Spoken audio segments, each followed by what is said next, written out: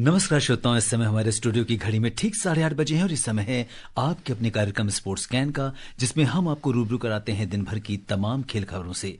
आज के sports can की इस एडिशन के साथ मैं हूं आपका होस्ट और दोस्त सिद्धार्थ सिंह, और दिन भर की तमाम खेल खबरों पर विस्तार से चर्चा के लिए हमारे साथ स्टूडियो में आ चुके हैं जाने माने खेल पत्रकार Malay Nirav. Malay, sports can कार्यक्रम में आपका बहुत बहुत स्वागत है। धन्यवाद सिद्धार्थ जी, और अभिवादन श्रोताओं का। सबसे पहले नजर अब तक की स्पोर्ट्स हेडलाइंस पर। ब्रिस्बेन में भारत और ऑस्ट्रेलिया के बीच बॉर्डर गावस्कर ट्रॉफी का तीसरा क्रिकेट टेस्ट मैच बारिश के कारण ड्रॉ। भारतीय क्रिकेट टीम के दिग्गज क्रिकेटर रविचंद्रन अश्विन ने अंतर्राष्ट्रीय क्रिकेट से संन्यास की घोषणा की। पहले खो खो विश्व कप का उद्घाटन मैच मेजबान भारत और पाकिस्तान के बीच 13 जनवरी को होगा और प्रो इंटरनेशनल बास्केटबॉल लीग के लॉन्च की घोषणा। लीग की शुरुआत 15 जनवरी से होगी।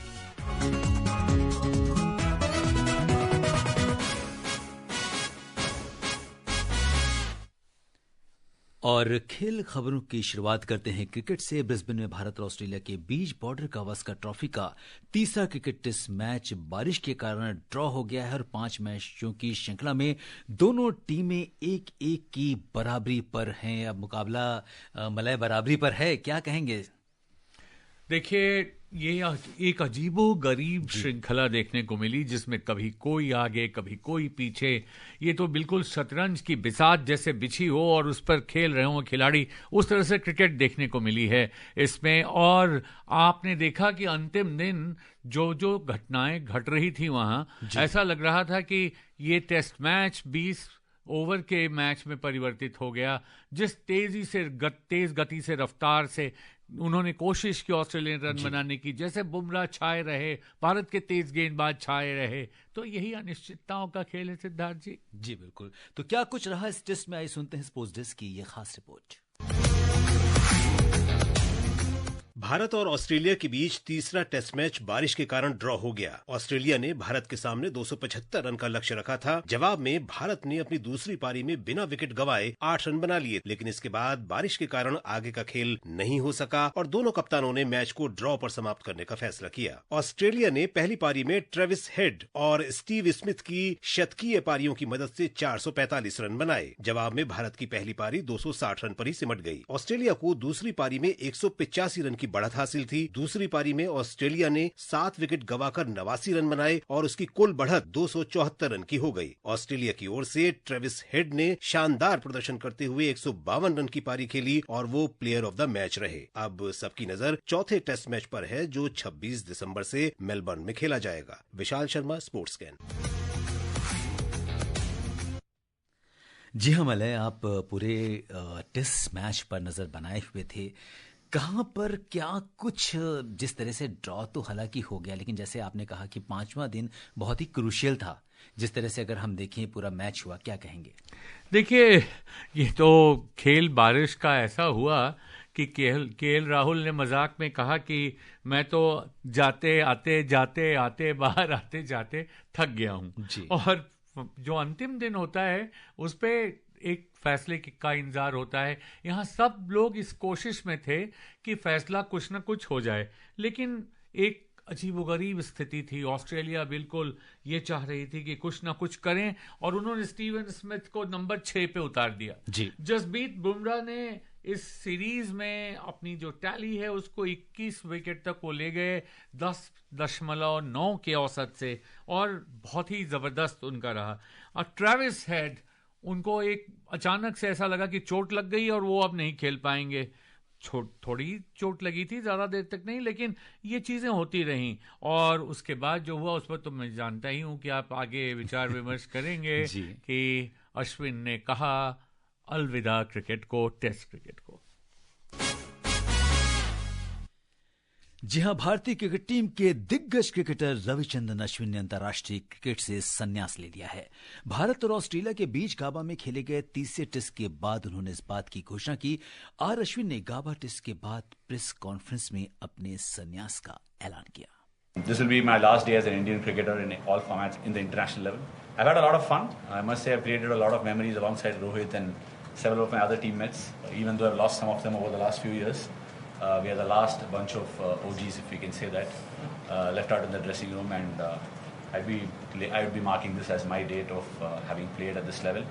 Obviously, there are a lot of people to thank, but I would be failing in my duties if I didn't thank the BCCI and fellow teammates.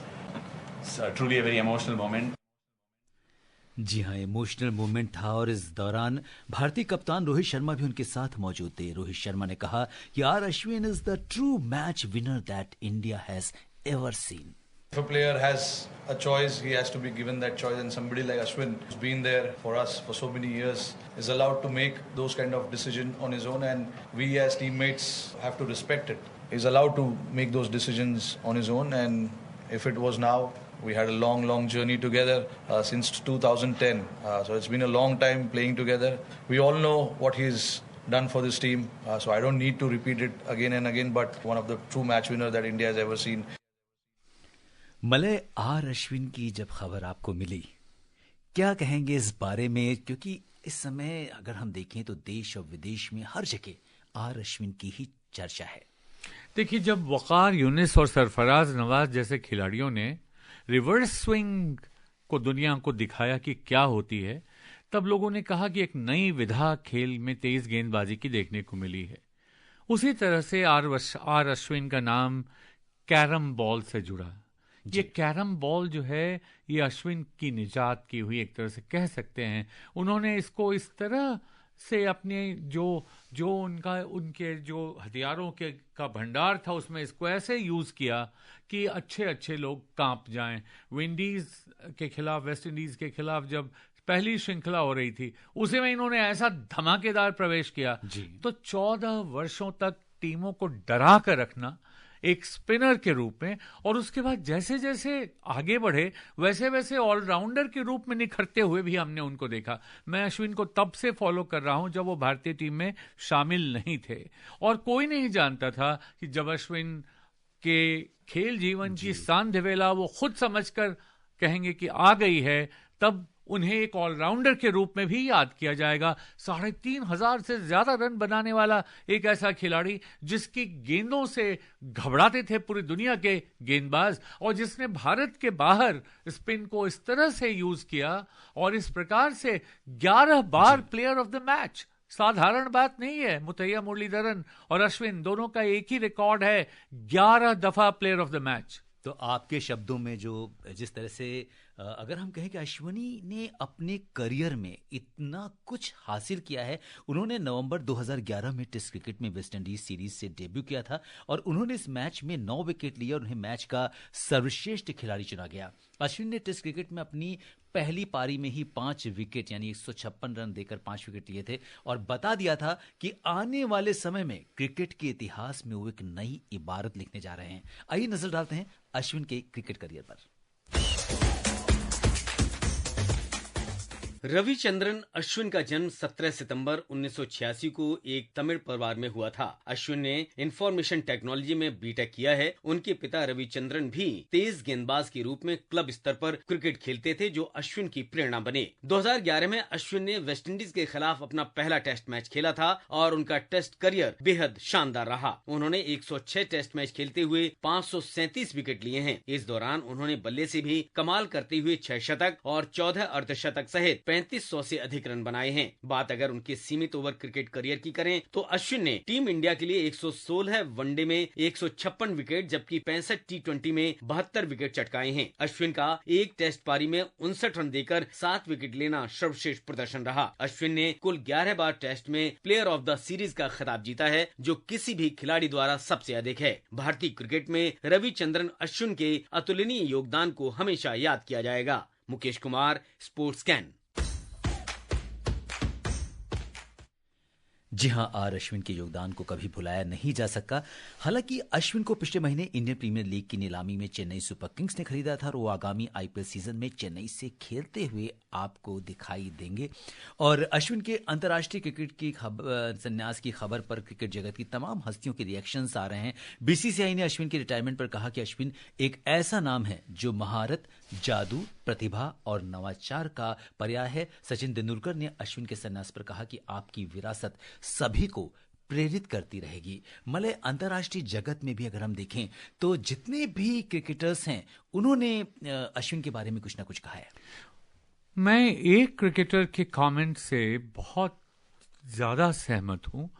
Ian bishop ने कहा कि you taught, you educated and you entertained.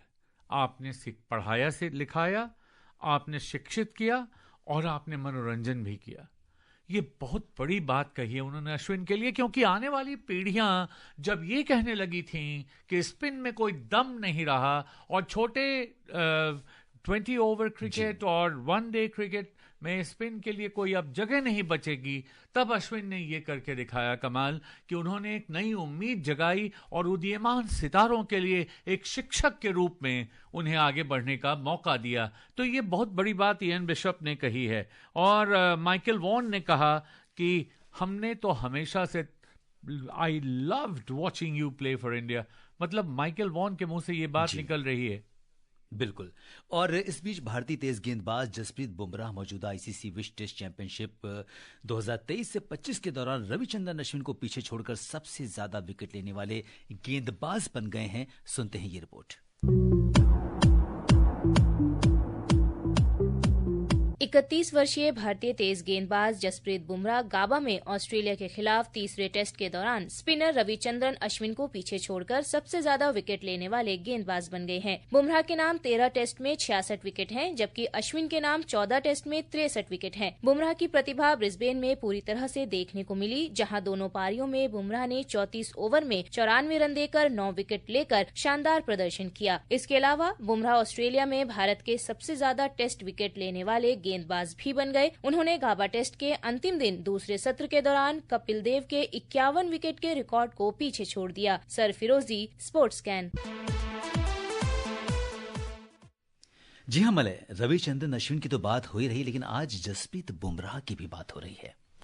Bum Bum Bumrah जी, ये एक ऐसा नाम है जो again अगर हम ये बात कहें एक बार फिर कि जब कोई एक नया खिलाड़ी एक नए ढंग से अपने आप को पेश करता है, एक नए रूप में, एक नए स्वरूप में किसी पुराने तेज गेंदबाज के साथ जब उसकी तुलना आप करेंगे, तब पता चलेगा कि इसमें क्या वैसी खासियत थी कि आज बुमराह इस तरह के बन रहे हैं। और उनके गेंदों में जो वेरिएशन है, जिस तरह से बहुत लंबा रनअप नहीं होने के बावजूद वो जिस तरह से गेंदबाजी करते हैं और एकदम खतरनाक ढंग से, तो ये तो बुमराह ही कर सकते हैं और किसी ने न किया है, शायद कर भी ना पाए। विश्व कप के पदक विजेता अभिषेक वर्मा ने तीरंदाजी सीनियर राष्ट्रीय चैंपियनशिप में अपना शानदार प्रदर्शन जारी रखते हुए आज पुरुष व्यक्तिगत कंपाउंड वर्ग के फाइनल में जगह बनाई, जहां उनका मुकाबला उदय कंबोज से होगा। महिला वर्ग में स्वर्ण पदक के मुकाबले में पंजाब की परनीत कौर का सामना मध्य प्रदेश की सृष्टि सिंह से होगा। डालते हैं नजर खो खो पर। पहले खो खो विश्व कप का उद्घाटन मैच मेजबान भारत और पाकिस्तान के बीच 13 जनवरी को होगा। फिलहाल 24 देशों ने 13 से 19 जनवरी तक होने वाली इस प्रतियोगिता में भाग लेने की पुष्टि की है। मैच नई दिल्ली के इंदिरा गांधी इंडोर स्टेडियम और नोएडा इंडोर स्टेडियम में खेले जाएंगे और फिल्म अभिनेता सलमान खान इस प्रतियोगिता के ब्रांड एम्बेसडर होंगे। बात करते हैं बास्केटबॉल से। प्रो इंटरनेशनल बास्केटबॉल लीग के लॉन्च की घोषणा हो गई है। लीग की शुरुआत 15 जनवरी को होगी, जिसमें 6 टीमें चैंपियनशिप के लिए मुकाबला करेंगी। मार्च 2025 की शुरुआत में अबुधाबी में फाइनल 4 मैचों के साथ इसमें समापन इसका होगा और 9 जनवरी को खिलाड़ियों की नीलामी होगी, जिसमें भारत, अमेरिका, ऑस्ट्रेलिया, न्यूजीलैंड के खिलाड़ी हिस्सा लेंगे। तो बास्केटबॉल के लिए भारत में एक नई उम्मीद आ रही है। बिल्कुल, बास्केटबॉल में आप देख रहे हैं कि स्कूल लेवल से ही भारत में बहुत रुचि पैदा हुई है। जिस प्रकार से कुछ खेलों में, खासकर टेनिस में और बैडमिंटन में, हमने देखा है कि आने वाली पीढ़ी एक नई संभावनाओं को लेकर अपने साथ आ रही है। एक नए सवेरे के इंतजार में भारत खड़ा है। उसी तरह से बास्केटबॉल में भी मैं तो देखता हूँ स्कूल लेवल, कॉलेज लेवल, हर जगह बहुत अच्छे खिलाड़ी उभर कर सामने आ रहे हैं। और श्रोताओं, अब समय हो चला आपसे विदा लेने का। कल फिर मिलेंगे कुछ और ताजा खेल खबरों के साथ। मलय आप हमारे स्टूडियो में तमाम खेल खबरों पर हमसे चर्चा की, आपका बहुत बहुत धन्यवाद और आभार। धन्यवाद। और श्रोताओं, इसी के साथ अनुमति दीजिए स्पोर्ट्स कैन की पूरी टीम के साथ मुझे यानी सिद्धार्थ सिंह को नमस्कार, शुभ रात्रि, गुड नाइट।